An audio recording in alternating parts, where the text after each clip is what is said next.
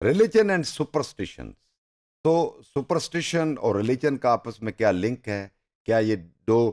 Different जो thought हैं वो किस तरह इंटरेक्ट करते हैं, इंटरप्ले करते हैं आपस में? उसके ऊपर ये पूरा मॉड्यूल डेवलप करता है। सुपरस्टिशन बुनियादी तौर पे एक कोई बिलीफ कह लें या कोई ऐसी प्रैक्टिस कह लें जो टिपिकली रिजल्ट करती है या नतीजा होता है बुनियादी तौर पे इग्नोरेंस का या मिसअंडरस्टैंडिंग का, साइंस की हो या कैजुअलिटी की हो, जो काजैलिटी सॉरी काजैलिटी का या साइंस का कोई मिसअंडरस्टैंडिंग या इग्नोरेंस। और बेस बुनियादी तौर पे जो सुपरस्टिशन करती है वो करती है फेट के ऊपर या फिर मैजिक के ऊपर, कि जी कुछ सुपर नेचुरल ताकतें हैं जो इस कायनात को चला रही हैं, उनका इन्फ्लुएंस है। और उनको या तो वो इन्फ्लुएंस होती हैं या तो उनको वो चेरिश करती है, डिजायर करती है, या फिर खौफजदा होते हैं इंसान और फिर उनको मानता है अननोन समझ के और उनको पावरफुल समझ के उनसे फिर खौफजदा होती है। तो ये सुपरस्टिशंस हैं बुनियादी तौर पे, ये जो किसी जादू के ऊपर है, फिर उसके ऊपर सुपरनेचुरल जो मावराई कुछ ताकतें हैं, कोई इस तरह के, जिस तरह गॉबल्स हैं मिसाल के तौर पे, इस तरह और भी नाम लिए जा सकते हैं। तो ये बिलीफ सिस्टम है, इस तरह का, इस तरह की चीज़ों के ऊपर बिलीव करना। It is commonly applied to beliefs and practices surrounding. अब हम उन प्रैक्टिसेस की बात कर रहे हैं या उन उन बिलीव्स की बात कर रहे हैं जो जो इम्पैक्ट होती हैं इन सुपरस्टिशंस से। उसमें खास तौर पे लक है, फिर प्रोफेसी है, फिर खास तौर पे कुछ स्पिरिचुअल बीइंग्स हैं जो मेटाफिजिकल को एंटिटीज हैं, उनको कह लें। तो पर्टिकुलरली द बिलीफ, इसके ऊपर यकीन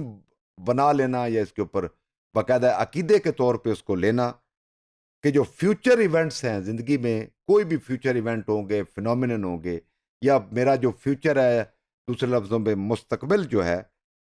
can be four told by specific unrelated prior events,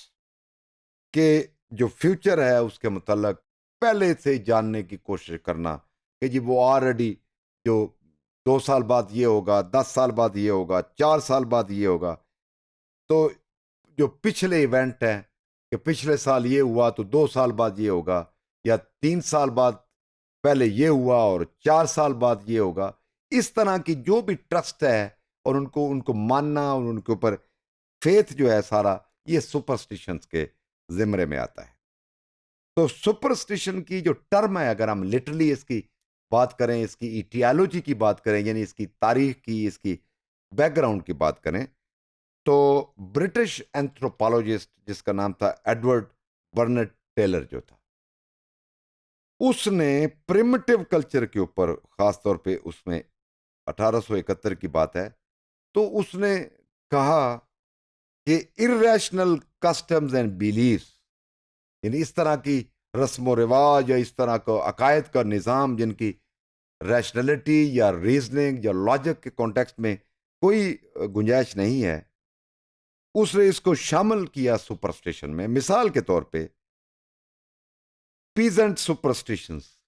कि पीजेंट्री के साथ, खासतौर पे जो काश्तकारी के साथ अटैच है, उनकी बहुत सारी सुपरस्टिशंस होती हैं। Were vestiges of earlier rational practices, उसने कहा कि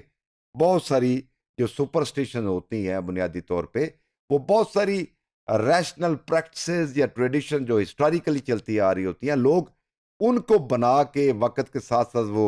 बिगड़ती चलती जाती हैं, उनके अंदर फिर तोड़ फोड़ का निज़ाम रहता है और फिर उन लोग उनको एक वक्त के बाद बहुत सारी उसके अंदर मिलावट करके उनको नए जो जेतों के साथ देखते हैं और फिर वो सुपरस्टिशन बन जाती हैं। मिसाल पिजेंट्री की उन्होंने दी है। बुनियादी तौर पे जो टेलर था उसने ये डिस्टिंक्शन दी कि जो कंटिन्यूइंग कस्टम्स, जो हम हमारे पास कस्टम जो रस्म रिवाज चल रहे होते हैं, दैट मेंटेन देयर फंक्शन और मीनिंग, और those that had both lost their unity were poorly integrated with the rest of the culture. तो उसके मुताबिक, क्योंकि ये कल्चरल एंथ्रोपोलॉजिस्ट है, आपके जेहन में रहे कि जो टेलर है वो कल्चरल एंथ्रोपोलॉजिस्ट है, तो कल्चर को उसने स्टडी किया तो उसने कहा कि जो कस्टम्स हमारे पास आती है, जो आज भी हमारे पास किसी ने किसी शक्ल में मौजूद हैं, वो ये बुनियादी तौर पे इनके जो मीनिंग है वो उस वक्त तक अप होल्ड रहते हैं जब तक इनकी यूटिलिटी रहती है। जब ये यूटिलिटी इनकी लॉस्ट हो जाती है और वो ओवरऑल एक मेन स्ट्रीम के कल्चर से हट जाती हैं, तो फिर हमारे पास कस्टम्स नहीं आती, और कस्टम जो है अपने मीनिंग और अपनी स्पिरिट और अपनी रूह जो है वो उसमें लॉस्ट कर देती हैं। So superstitions are very much common, और कहीं पे ज़्यादा इनकी एग्जिस्टेंस होती है, कहीं पे कम होती है, लेकिन ये बेस करती हैं या सेंटर करती हैं बुनियादी तौर पे सुपर नेचुरल जो ताकतें हैं, जिसको फोर्सेस कह लें या जिनको एंटिटीज कह लें, उनके ऊपर, या आप डिट्रीज डिटीज जिनको कह लें, वो मावरा जो अकल से देवताओं की शक्ल कह लें। और ये सुपरस्टिशन अरोज करती हैं बुनियादी तौर पे, ये भी एक ख्याल है, एक पर्सपेक्टिव है कि सेंस ऑफ पावरलेसनेस का होना इंसान का मायूसी के आलम में या उसकी कमजोरी और आजिज़ी के आलम में खुदा के साथ ताल्लुकात को बेहतर करने का भी ये सेंस बनाती है। A man creates his own religion, और सर्टन लॉजिक देता है वो सुपर नेचुरल फोर्सेज जो उसके इर्द गिर्द होती हैं, फिर उसका बिहेवियरल पैटर्न भी अकॉर्डिंग टू शेप अप होता रहता है। अब हम बात करते हैं पर्टिकुलरली कि इसकी जो टाइप्स हैं, जो काइंड्स हैं, मुख्तलिफ जो जो थेरिस्ट हैं, जो जिन्होंने काम किया सुपरस्टिशन के ऊपर, तो उन्होंने इसकी डिफरेंट कैटेगरीज बनाई हैं, जिसकी टाइप्स जिसको आप कह लें। ये पगान सुपरस्टिशंस हैं which are directly connected with a pagan anti Christian world view, यानी ये बिल्कुल ईसाइयत के उल्ट कह लें, एंटी कह लें, अपोजिट कह लें। ये इस तरह की सुपरस्टिशन है जो ईसाइयत के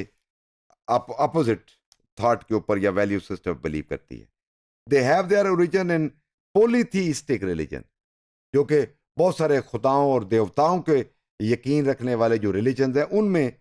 इनका ओरिजिन पाया जाता है, और that deny the existence of God, यानी एक खुदा का जो तस्वर है उस पर